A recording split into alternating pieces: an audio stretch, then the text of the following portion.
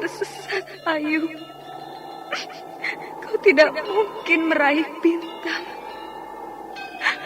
Kau tidak akan bisa memeluk bulan.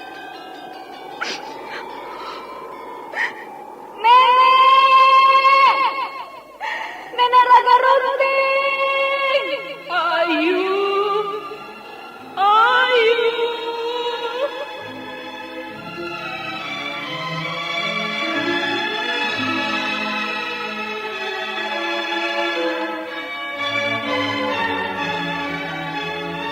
Sanggar Cerita dan Sanggar Prativi mempersembahkan Mahkota Mayangkara.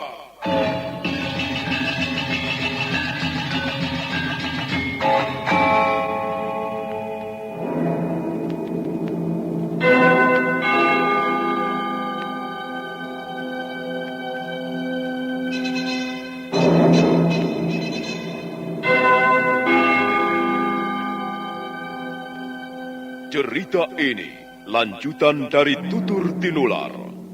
Kisah berlangsung pada zaman pemerintahan Prabu Jayanegara atau Kala Gemet, Raja Majapahit yang kedua.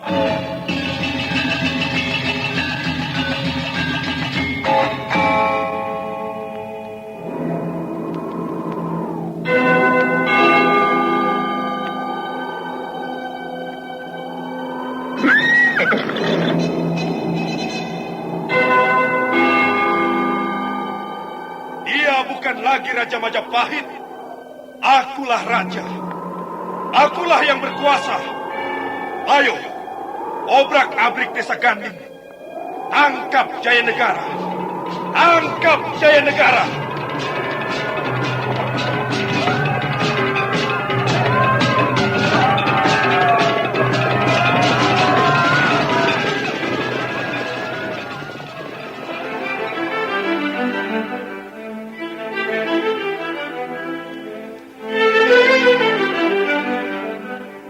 Naskah ditulis dan diolah oleh S. Tijab.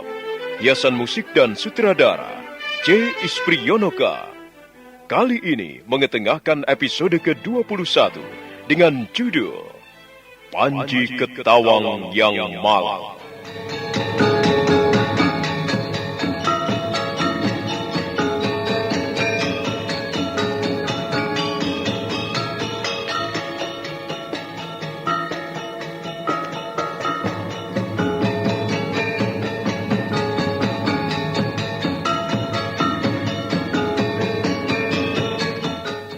Dalam seri ke-613 ini didukung oleh para pemain M. Abud sebagai Arya Dwi Pangga, Yoko sebagai Panji Ketawang, Ashar sebagai Sidu, Abi sebagai Simpar, Slamet sebagai pelayan, dan Asdi Suhastra, pembawa cerita. Selamat menikmati. Setiap Collection bawa hiburan dengan gaya yang tak pernah padam. Jangan ragu, klik subscribe. Jadikan harimu lebih hidup.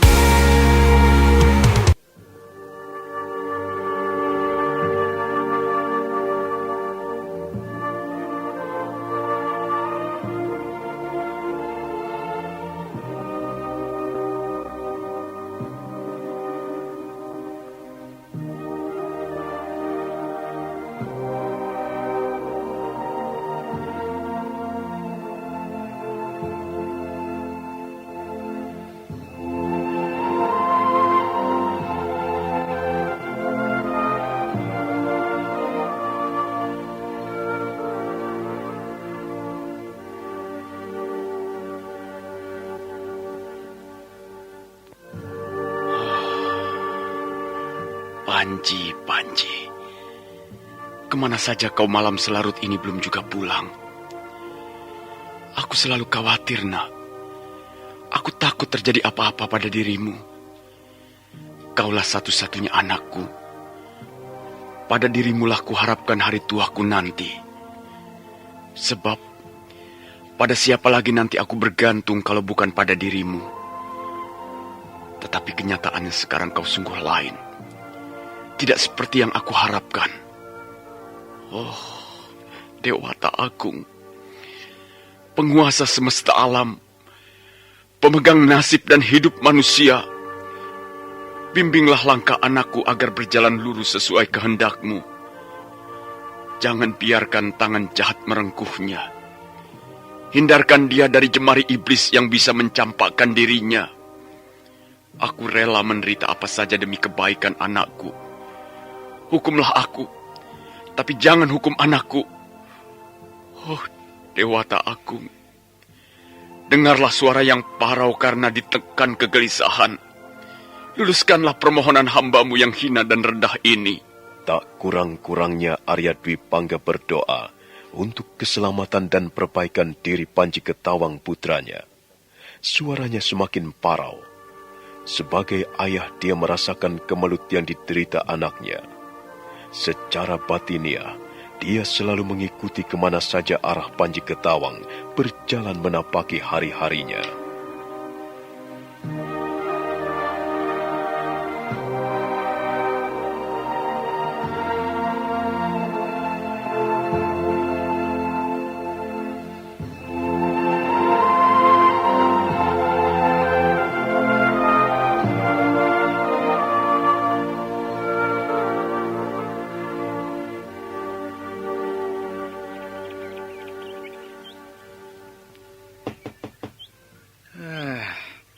Siapa pagi-pagi begini mengetuk pintu?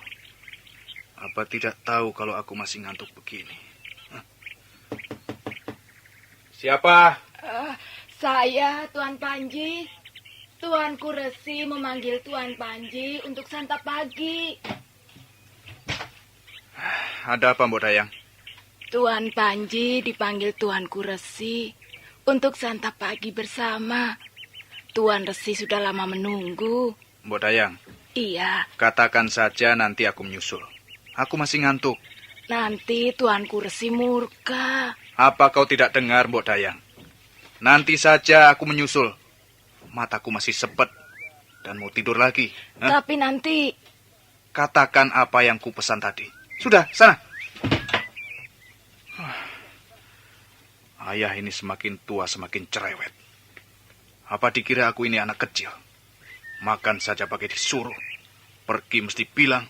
Beuh, dasar orang tua zaman sekarang.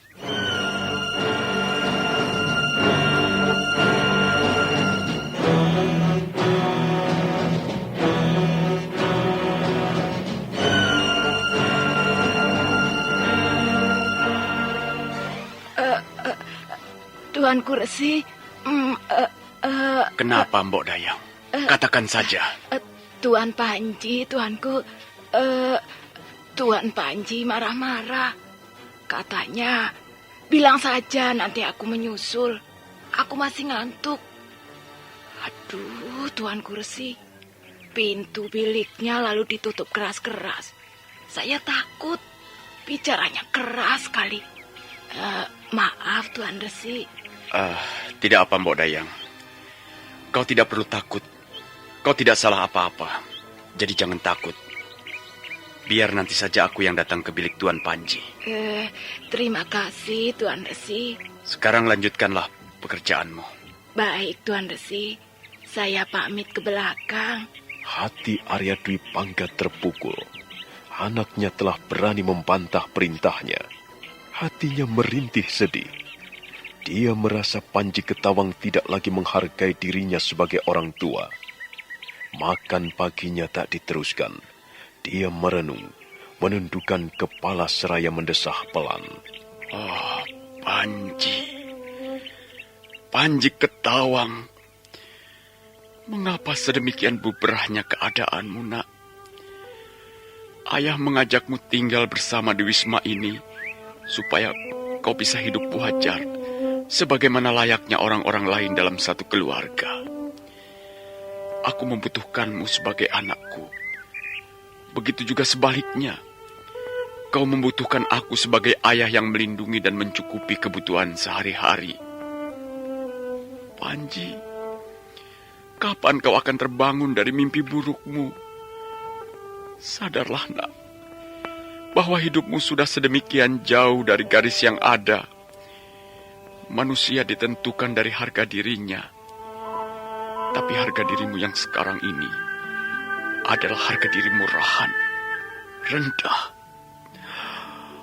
Oh, Sang Hyang Widi, mengapa kau berikan aku kebahagiaan sekaligus kedukaan? Bahagia karena aku pada akhirnya dipercaya Gusti Prabu menjadi kawiwara istana. Juga bahagia karena kau pertemukan aku dengan anakku. Tetapi setelah kebahagiaan itu, datang kedukaan yang ditimbulkan oleh sikap anakku. Bahagia sekaligus duka.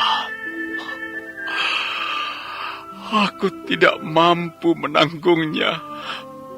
Dewata Agung, harus beginikah nasib hidupku pada akhirnya? Inikah karma yang kau timpakan padaku? Sandiwara Radio ini masih Anda dengarkan di channel YouTube Satria Collection. Jangan lupa tekan tombol like dan subscribe.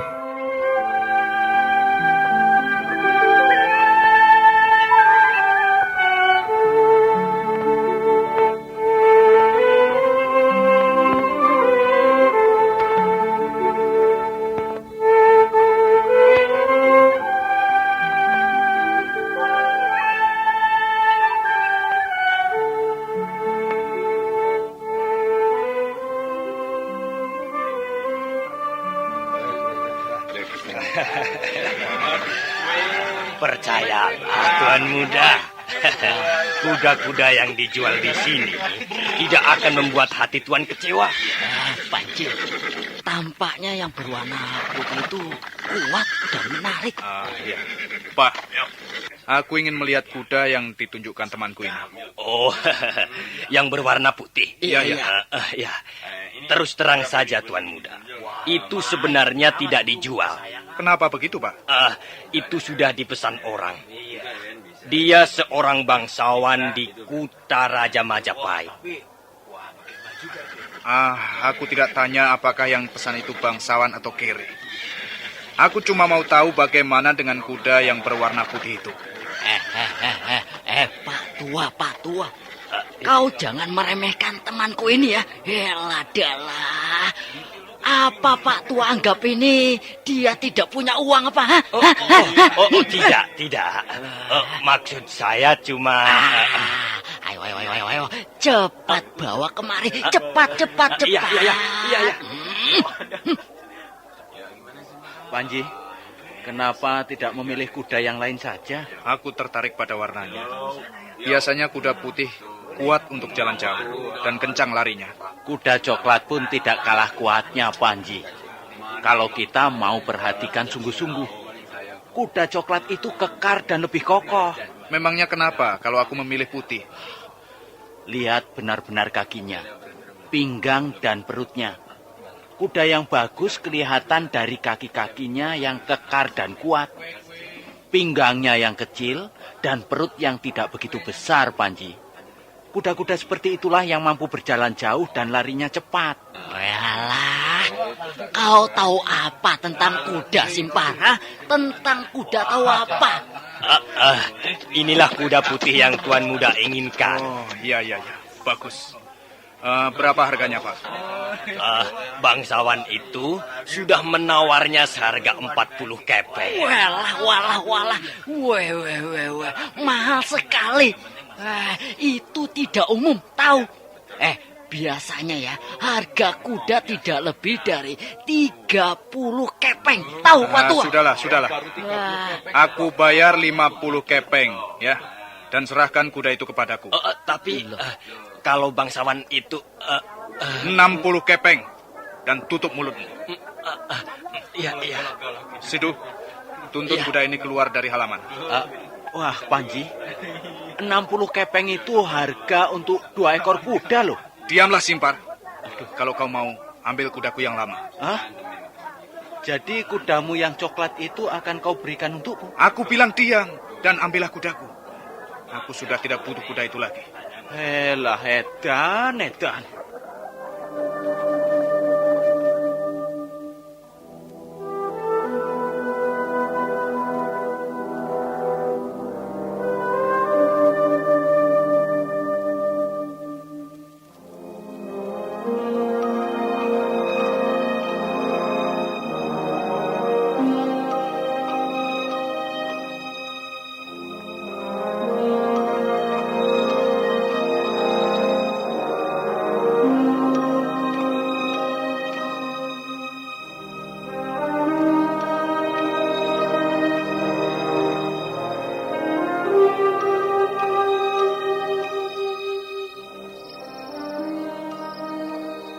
Mau kemana lagi, Panji? Ada sedikit urusan dengan seorang kawanku, Ayah. Urusan apa lagi? Setiap hari, setiap malam selalu saja ada urusan. Padahal kau kerja pun tidak. Lalu apa yang kau sibuki selama ini? Ayah, apakah salah kalau sekedar menikmati masa mudaku? Kau sudah tergolong tidak muda lagi, Panji. Kalau mau kawin, bilang saja siapa wanita itu dan di mana rumahnya, lalu siapa orang tuanya. Nanti ayah yang akan datang melamarnya. Ayah, aku belum ingin kawin. Aku masih mau menikmati kebebasan hidupku sebagai bujangan. Tidak selamanya laki-laki itu membujang, anakku. Dan tidak selamanya perkawinan itu membahagiakan ayah. Dan itu telah ayah alami sendiri, bukan? Panji!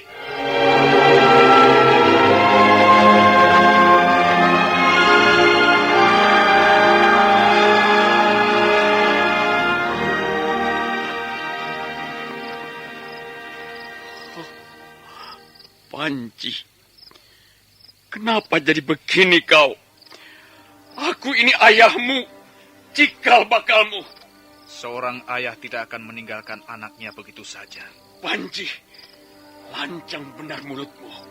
Dan seorang suami tidak akan mentelantarkan istrinya hanya karena wanita lain. Panji, tutup mulutmu. Tutup mulutmu yang lancang itu. Baik, baiklah. Aku akan tutup mulut. Hei, mau kemana kau? Mau kemana? Bukankah aku disuruh tutup mulut?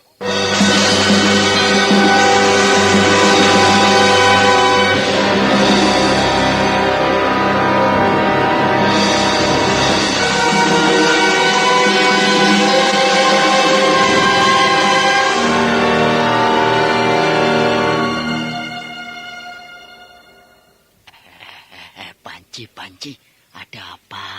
Ada apa? Malam ini kau ini kok tidak seperti biasanya? Mungkin dia sedang jatuh cinta, Sidu. Iya. Kalau orang sedang jatuh cinta, biasanya ya memang jadi seorang pemikir ulung. Kau tunggulah, Sidu. Sebentar lagi pasti dia akan menulis syair cintanya. Wela. Cinta dan syair memang tidak bisa dipisah-pisahkan.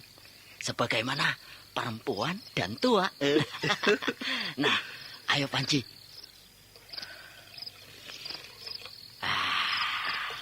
Kita minum. Minum untuk persahabatan kita. Juga untuk hatimu yang sedang jatuh cinta. Ayo Panji. Panji. Ada apa denganmu? Entahlah. Aku sedang tidak enak badan. Weleh. Gampang. Panggil saja Nyi Lempit. Iya. Perempuan yang kau taksir itu. Lalu suruh mijit atau ngeroki badanmu itu. Waduh, pasti langsung sembuh. Sudah. Aku saja yang ngeroi. Aku bisa kok. Pelayan. Bawakan 2 guci tuak lagi. Ayo. Baik, Tuan. Sudah. Sekarang kita minum-minum saja dulu. Ayo. Rasanya aku seperti tengah bermimpi. Nah, dengar. Dia sedang bersair. Walah, baik. Teruskan syairmu. Ayo, teruskan syair cintamu. Aku ingin sekali mendengarnya. Ayo, Panji. Layar masa lalu itu seperti membuka lebar di hadapanku. Dan berjalanlah gambar-gambar yang hidup. Peristiwa demi peristiwa. Dan... jahanam!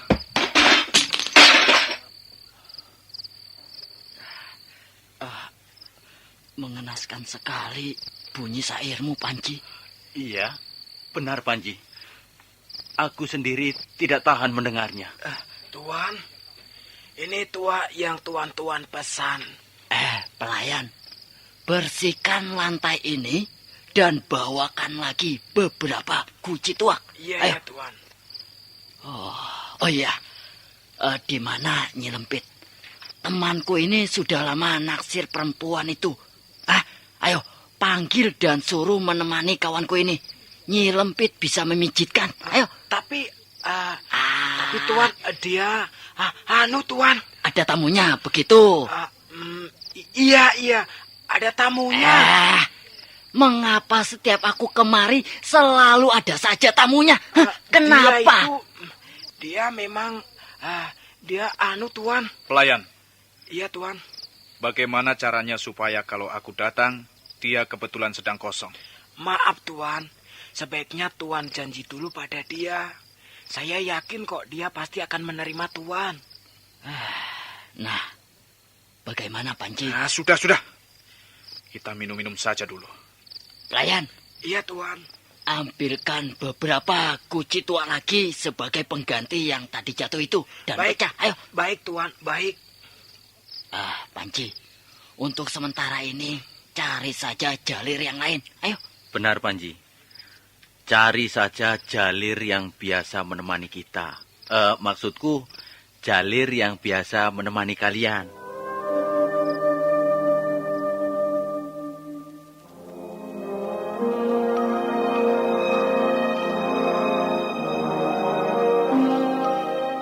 Sandiwara Radio ini masih Anda dengarkan di channel YouTube Satria Collection. Jangan lupa tekan tombol like dan subscribe.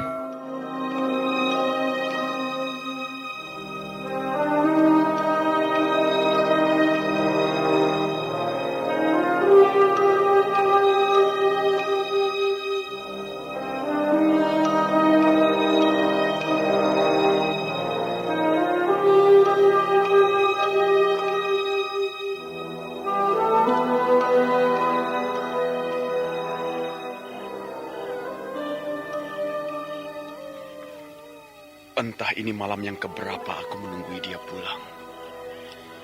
Siang dijadikan malam, dan malam dijadikan siang. Sepertinya dia sudah tidak peduli dengan teguranku, kehadiranku. Maunya apa anak itu sebenarnya? Ayahanda Hanggareksa. Seperti inikah perasaanmu ketika aku dulu melawanmu, menentangmu? Ayahanda Hanggareksa, maafkanlah aku, Arya Dwi Pangga yang tidak tahu diri ini. Maafkanlah ayah. Arya Dwi Pangga menyesal, merintih. Kejadian puluhan tahun lalu seperti membuka kembali di depan matanya. Dia ingat desanya di Manguntur, ingat Meisin yang dinodainya, dan tentunya Nari Ratih istrinya yang mati karena tangannya sendiri. Panji Ketawang waktu itu masih bocah, tetapi bocah yang cerdas, sehingga dia tentunya lupa-lupa ingat atas peristiwa itu. Arya Dwi Pangga, Arya Dwi Pangga, terimalah nasibmu itu. Bukankah semua ini bermula dari dirimu juga? Mengapa baru sekarang kau menyesal? Penyesalan tidak akan memperbaiki keadaan. Terimalah keadaanmu sekarang apa adanya. Tidak. Aku rasanya tidak kuat menahan semua ini. Sampai kapan? Sampai kapan aku harus seperti ini? Dewata Agung, mengapa kau biarkan aku terus larut dalam kegelisahan seperti ini? Cabutlah nyawaku. Cabutlah nyawaku dan rampaslah nafas-nafasku.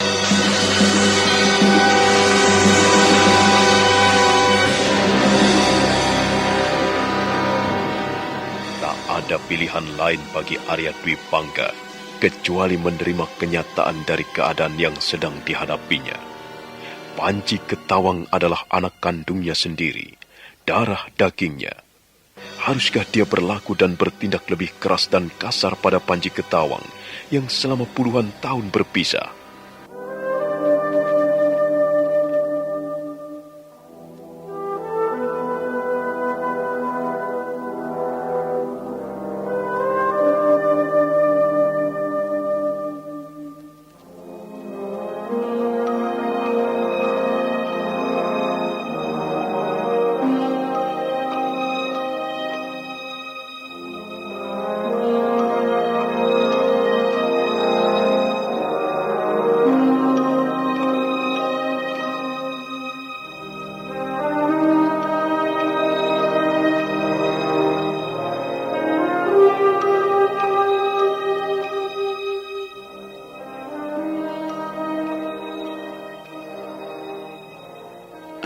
malam keberapa aku menunggu dia pulang.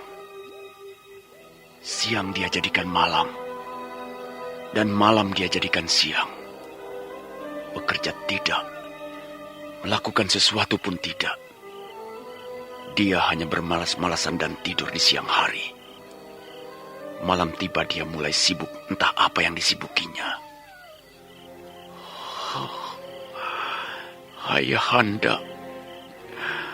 Ayahanda Hanggareksa, beginikah yang engkau rasakan ketika aku dulu melawanmu, menentangmu? Maafkan aku, Ayah. Maafkan Arya Dwi Pangga yang tidak tahu diri ini. Arya Dwi Pangga yang angkuh, keras kepala, tidak mau diatur dan selalu mau menangnya sendiri. Aku menyesal. Maafkan aku, Ayah. Maafkan.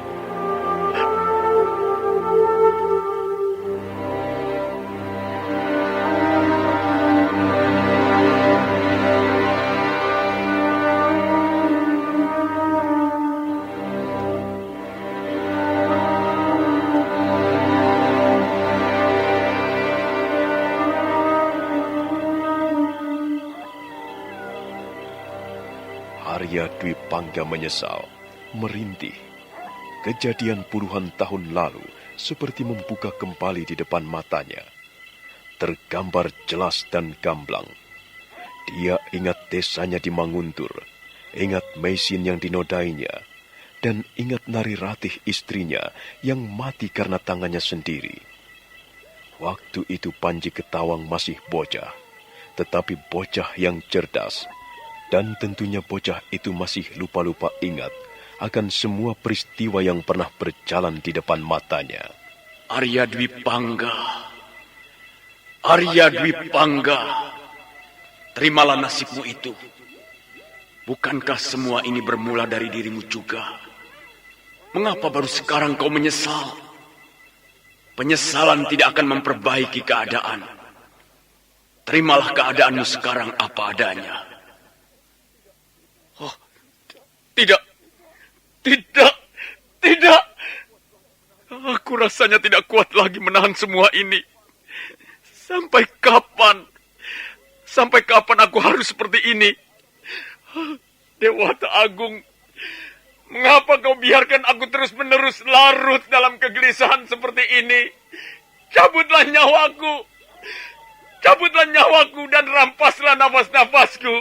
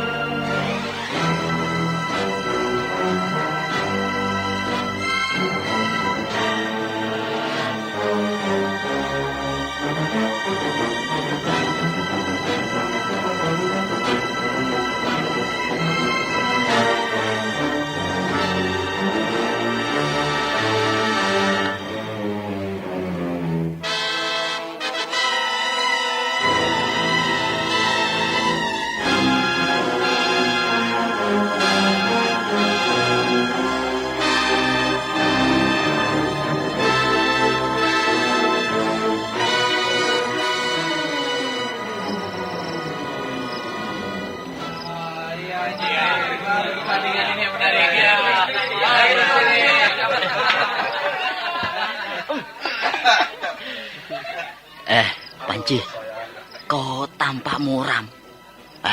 Bertengkar lagi ya dengan orang tuamu? Orang tua zaman sekarang memang begitu. Nyinyir, menyebalkan, dan sok menasihati. Aku rasa benar yang dikatakan ayahmu, Panji. Apalagi beliau kan seorang resi. Kawiwara istana. Apa yang diucapkannya tentu tidak asal meluncur.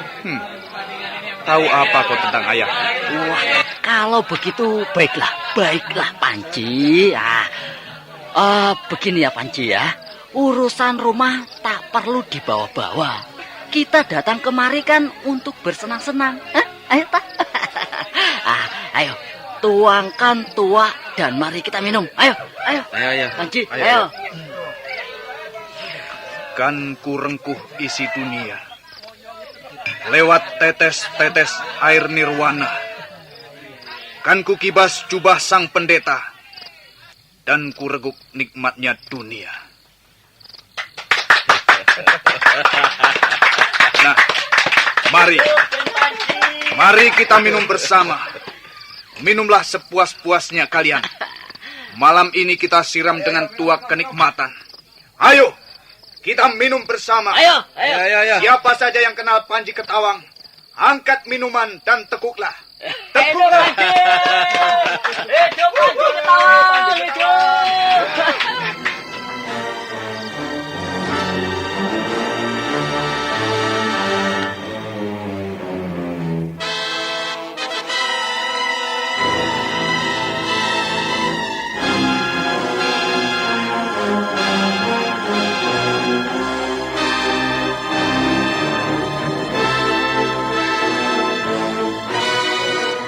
Sandiwara Radio ini masih Anda dengarkan di channel YouTube Satria Collection. Jangan lupa tekan tombol like dan subscribe.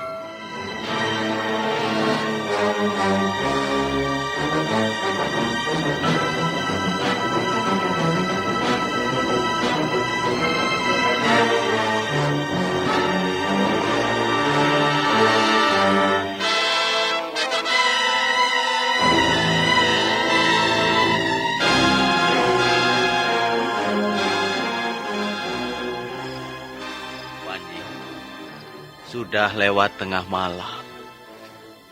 Apakah tidak lebih baik kita pulang?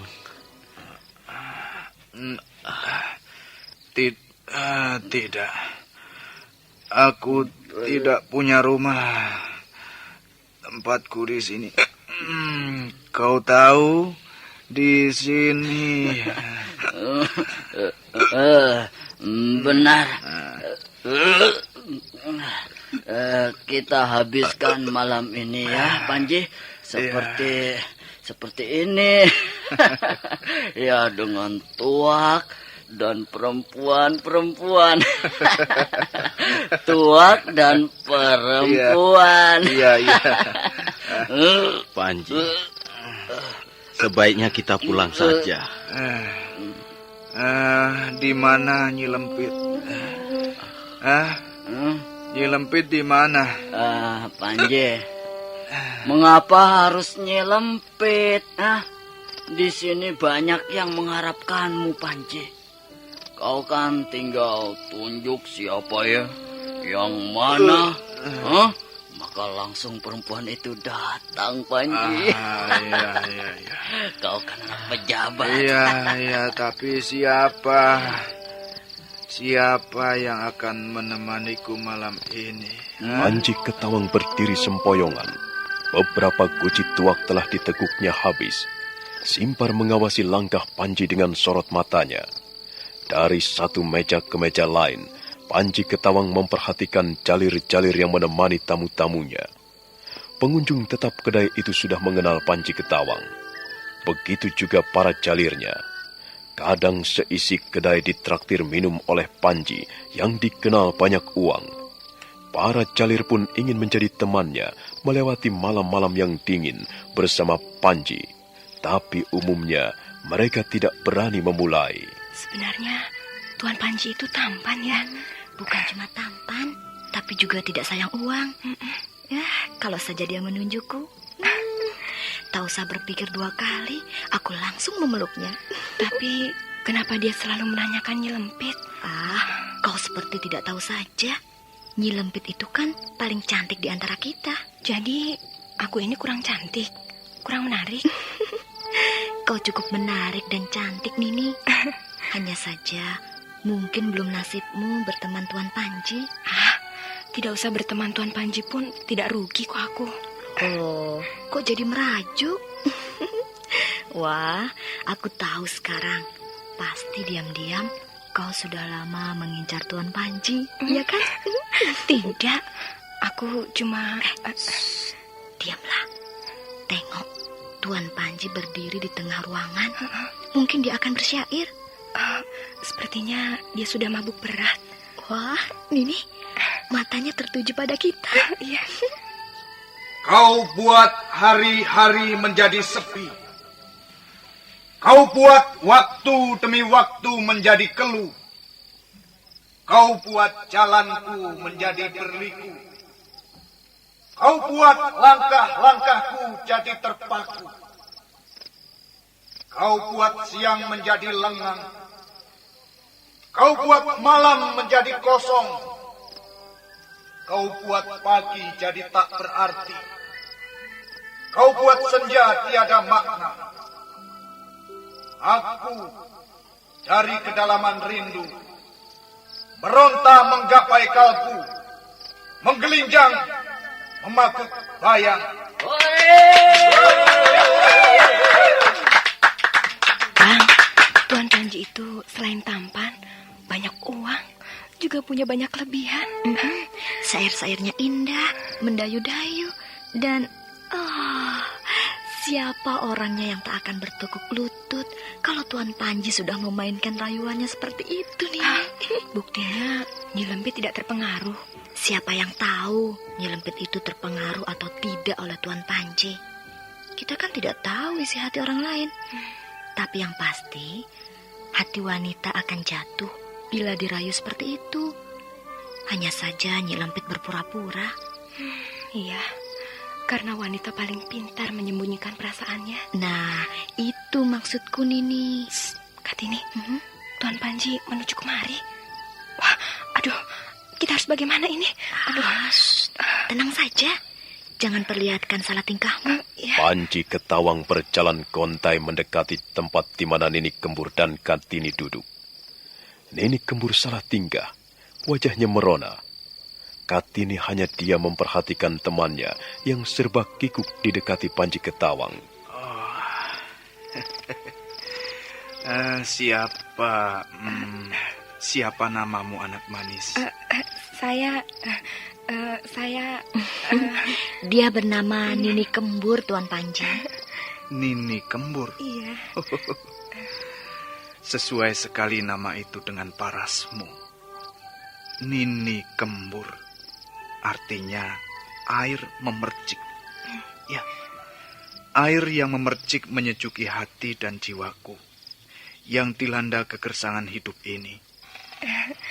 Tuan Panji, jangan bersyair di hadapan hamba. Apakah salah jika aku mengagumi seseorang yang cantik jelita bagai bidadari kayangan? Apakah hamba... Aku ingin kau temani malam ini, Nini Kembur. Kau tentu tidak keberatan, bukan? Kartini, bagaimana ini? Bukankah itu yang kau harapkan ini? Iya, tetapi... Sudahlah. Jangan sampai dia dipeluk wanita lain.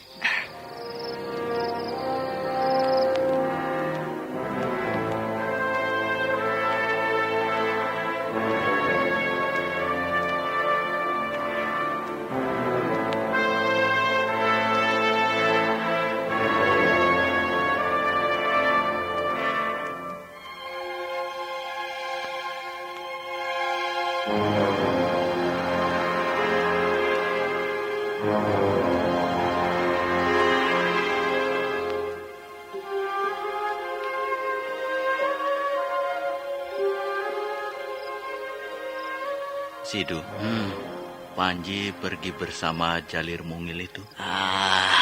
Biarkan, Simpar. Jangan ganggu kesenangan teman, Lalu kita? Ya, terserah. Mau apa itu kan tergantung kau, Aku mau cari jalir lain untuk menemanimu malam ini. Tidak usah.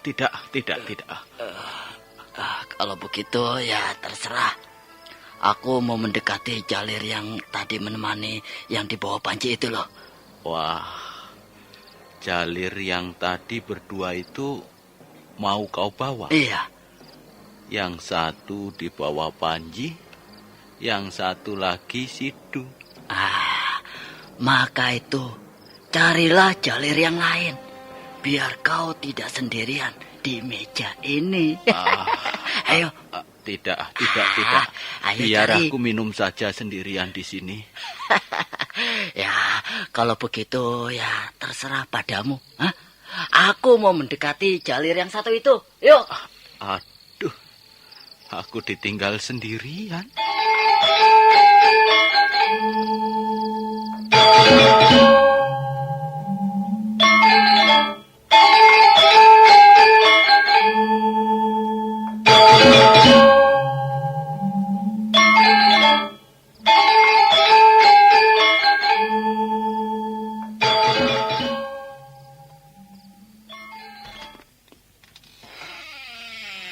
Mengapa Tuan Panji memilih saya sebagai teman?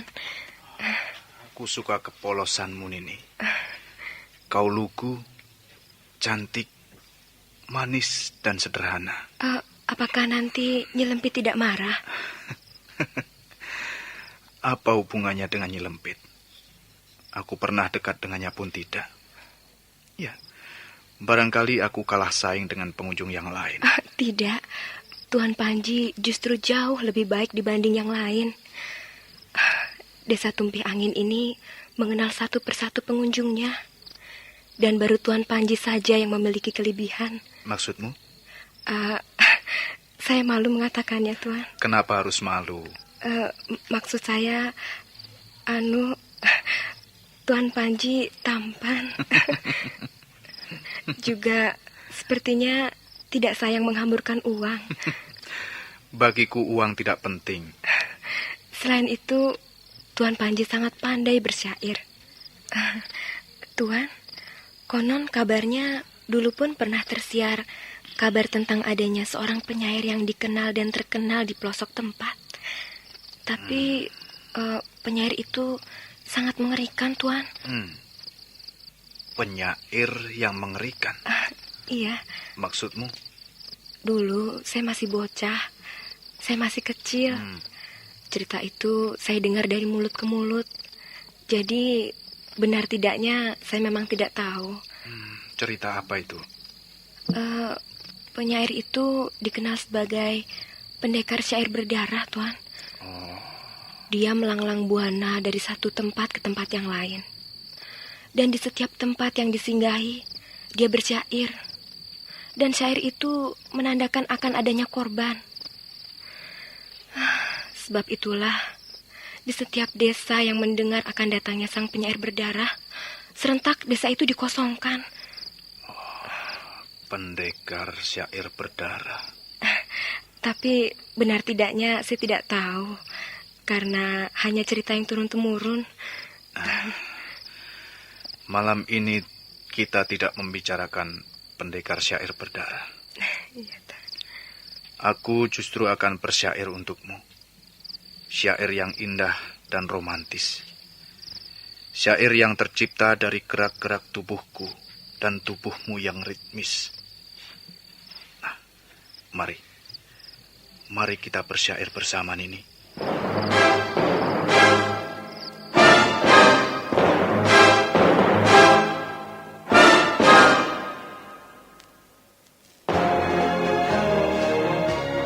Sandiwara Radio ini masih Anda dengarkan di channel YouTube Satria Collection. Jangan lupa tekan tombol like dan subscribe.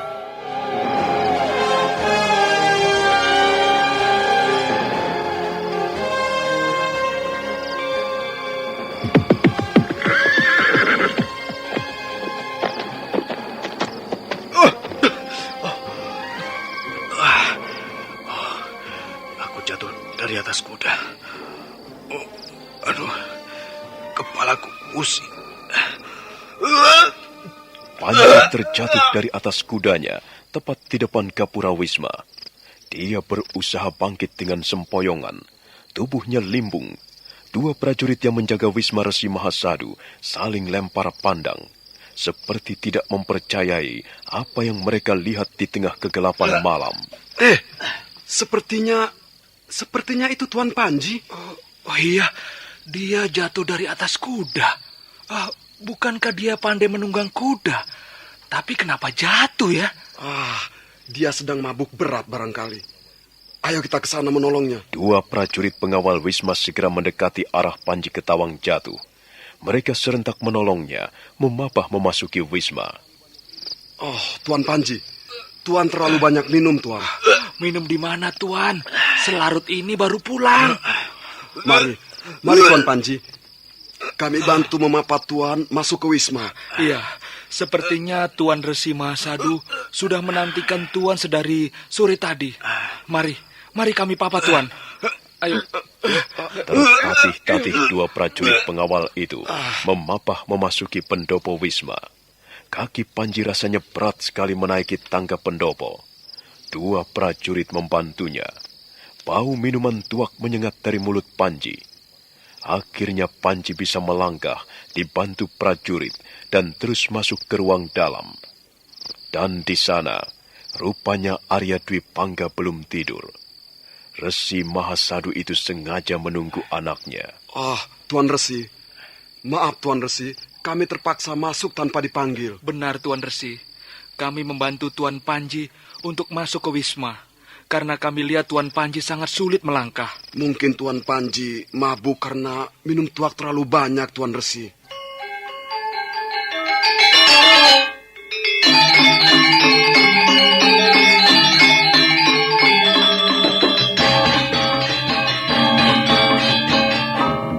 Setelah dua prajurit pengawal berlalu dari ruang dalam, Dwi Pangga nanar mengarahkan wajahnya ke tubuh Panji Ketawang yang berdiri limbung.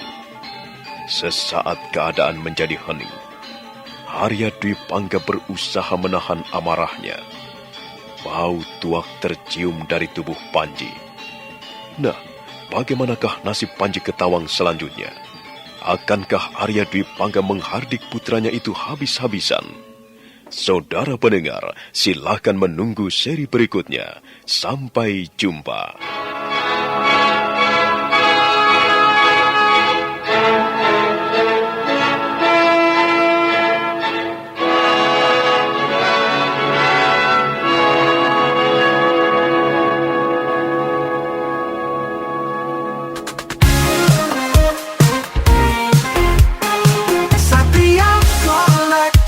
Bawa hiburan dengan gaya yang tak pernah ada.